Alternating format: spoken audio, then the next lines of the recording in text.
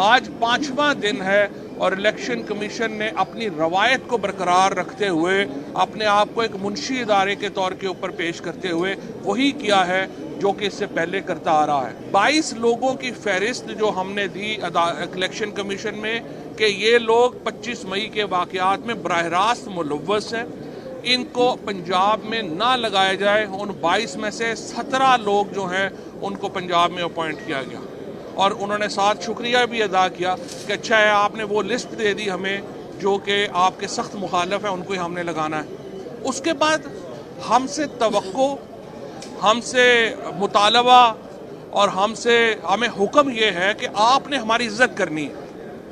اس طرح تو عزت نہیں ہو سکتی، اس طرح تو آپ کی عزت کہیں پہ بھی نہیں ہوگی۔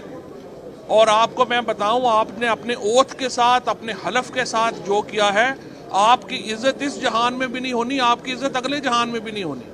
جو لوگ اپنے حلف کے اوپر روگردانی کرتے ہیں، جو لوگ اپنے حلف کو اس طرح سے وائلیٹ کرتے ہیں، ان کی عزت نہیں ہو سکتی۔ اور آج بھی میں آپ کو یہ بھی بتا دوں کہ اگر عدالت میں، یہ عدالت کے لیے ایک ٹیسٹ کیس ہے، اگر لاہور ہائی کورٹ اپنا حکم پر عمل درآمد نہیں کرا سکی، پاکستان کے آئین کے بعد پاکستان کی عدالتیں بھی بے وقت ہو جائیں گی۔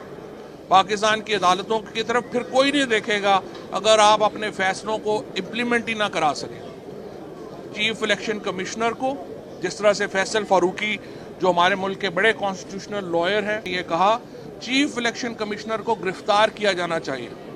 He should be sent behind the bars for not implementing the court order.